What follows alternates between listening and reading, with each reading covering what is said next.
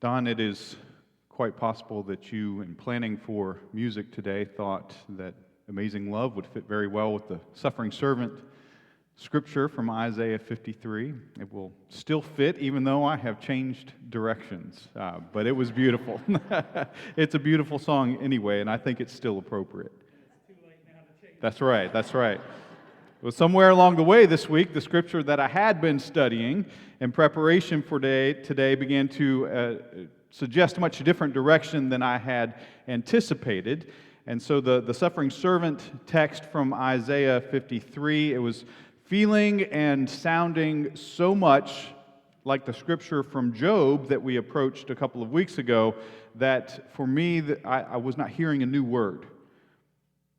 And on top of that, last week's scripture from the 10th chapter of Mark and next week's passage from later in that same chapter seem to work best when the story between them is included. And so I have changed directions, and instead I invite you to consider a story about a couple of Jesus' disciples who were one time jockeying for position, shall we say.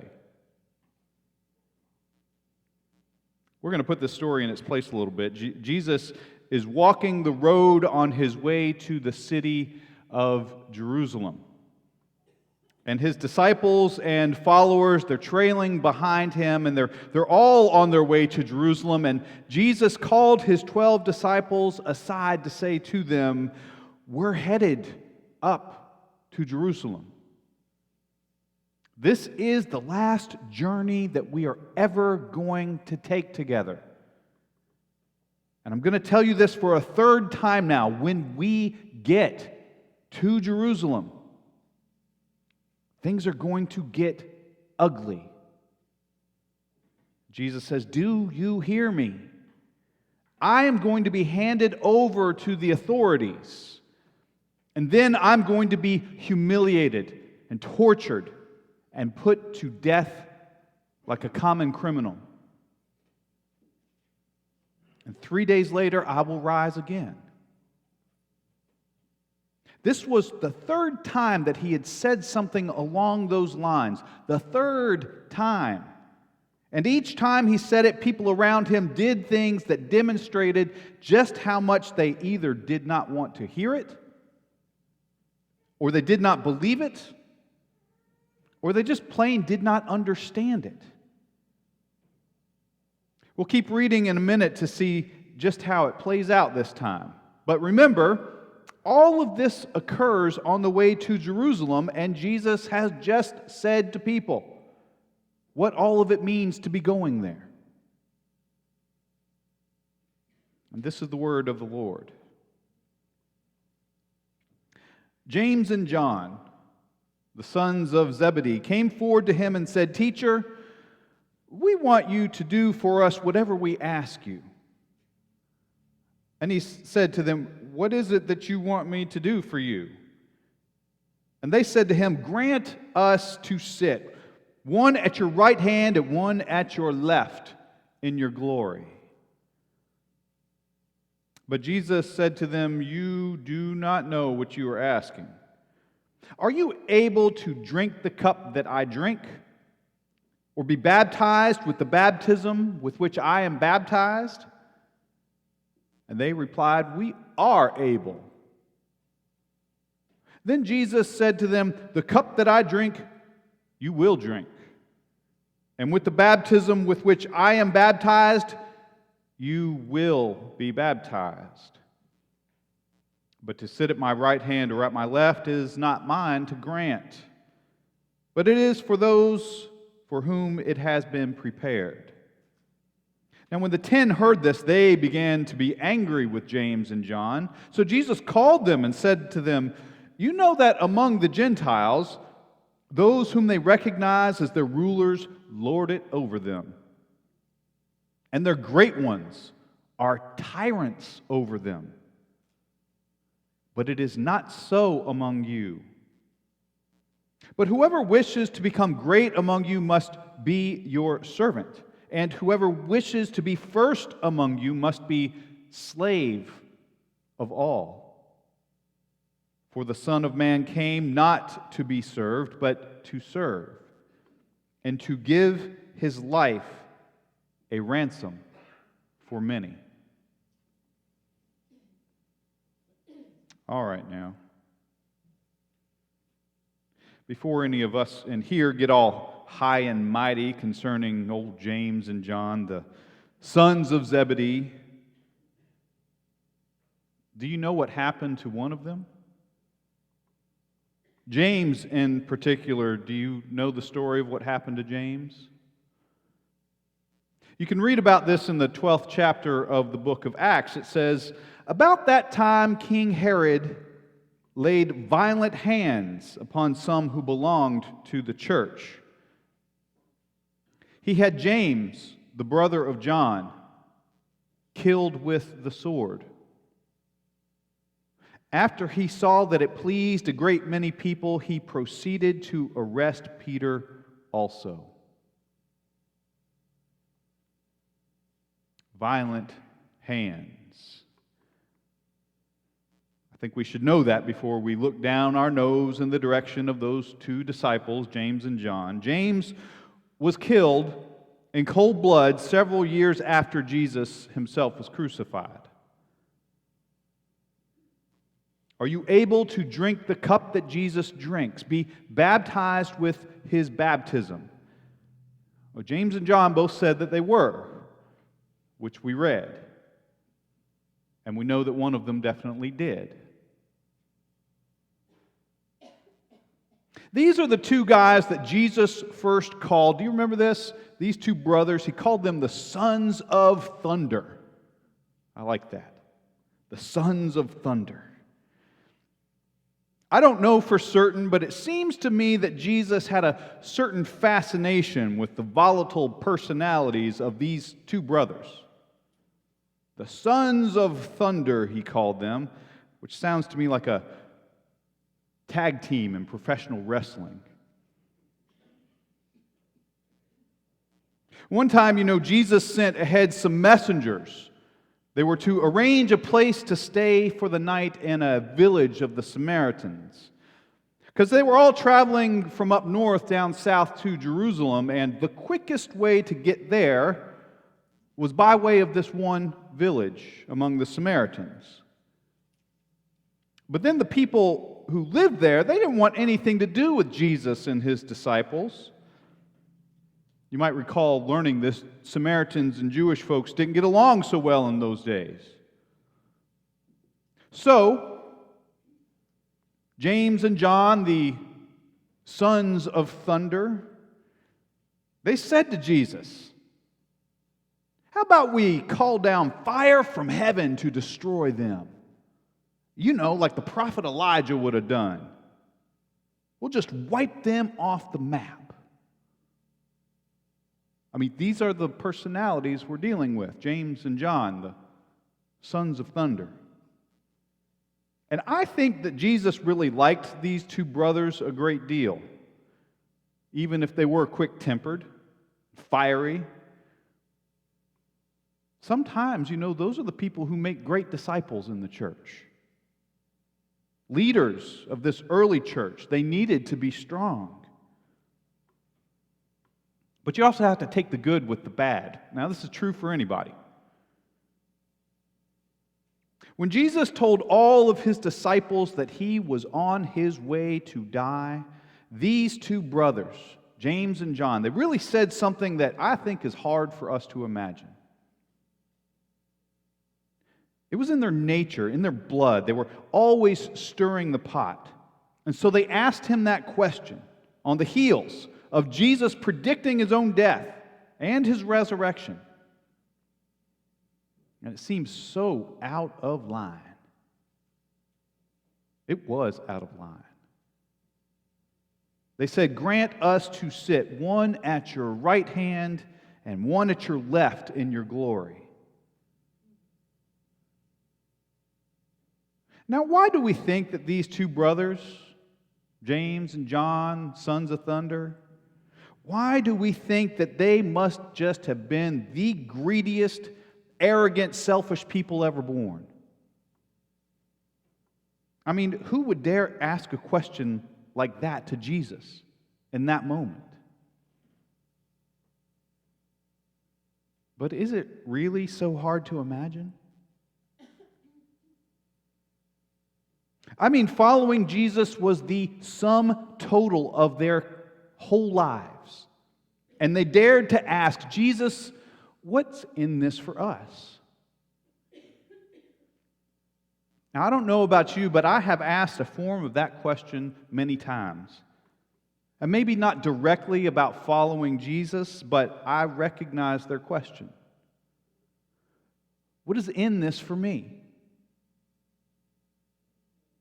Is this thing I'm investing in worth all of this? Am I getting ahead? Is this going to pay off? And all of those sound like reasonable questions, don't they? I had lunch with a friend once, a few years ago. He looked at me across the table. He said, Dave, when do you know that it's time to quit and leave a job?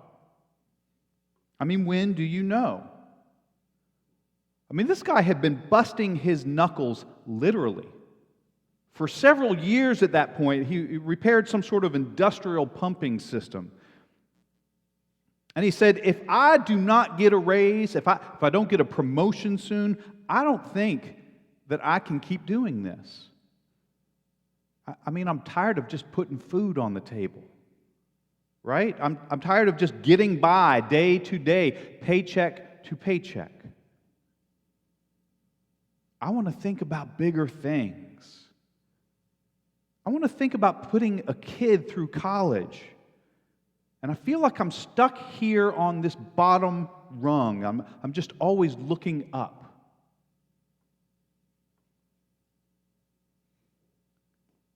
There's something about what James and John requested of Jesus that sounds to me a great deal like questions we ask all the time.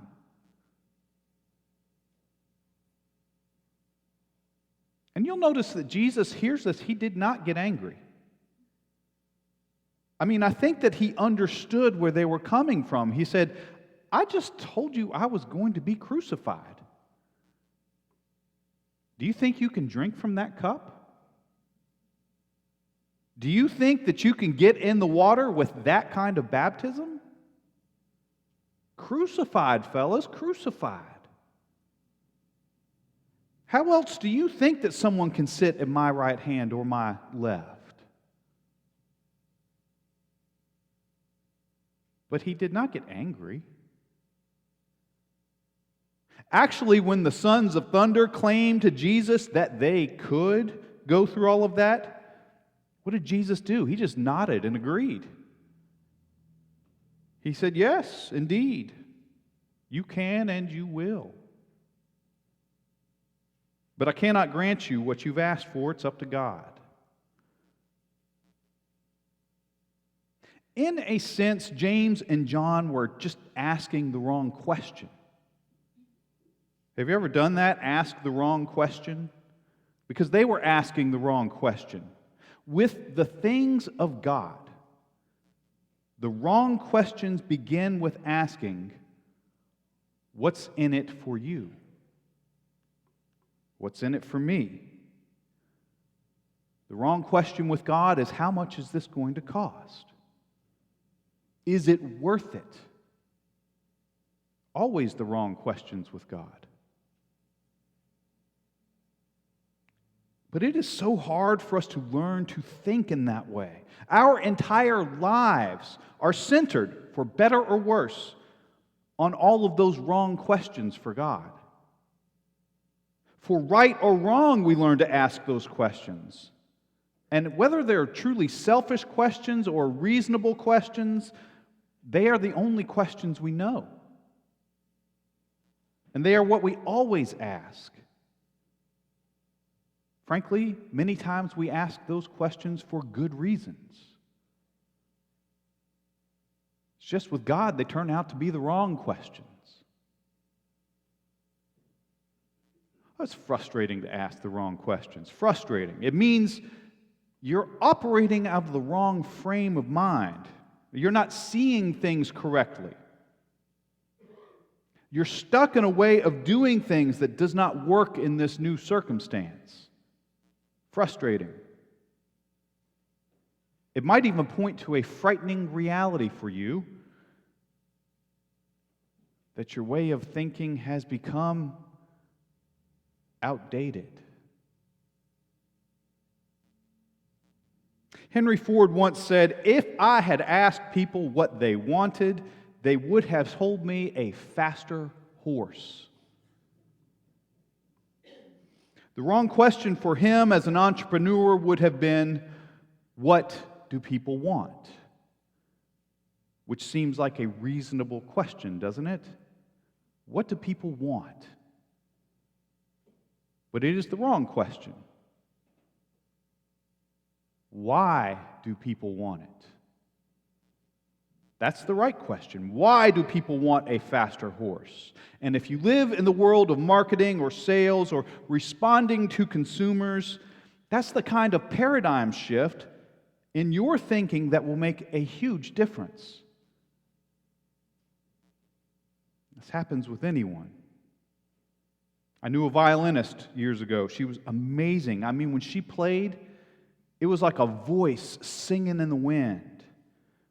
I'd hear her rehearse for hours on end, and she would say, "I just want to be the best. I'm going to play in Carnegie Hall. I promise you that." Which is well and good. I believed her. But I went to hear her play one time. I noticed she was so frustrated with the other musicians around her. They just weren't on her level. They seemed to hold her back, and she told me, "I am never going to get noticed with these guys. They don't practice enough. They're not good enough. They don't put the time into it like I do." Now she makes a discovery. Instead of spending so much time and energy focused on being the very best she could be, a version of herself that no one could keep up with, she began to invest herself, her energy, her time into learning to play as part of an orchestra. The shift, she said, was to see that she could only succeed if she helped everyone that she played with be the very best they could be as well. I noticed this the next time I went to hear her play. It was amazing. And I could see she actually enjoyed the music of her partners around her. And I think that is something close to what Jesus is saying here. Listen to what he said to his disciples after all of this. He said, "You see how it is with the Gentiles.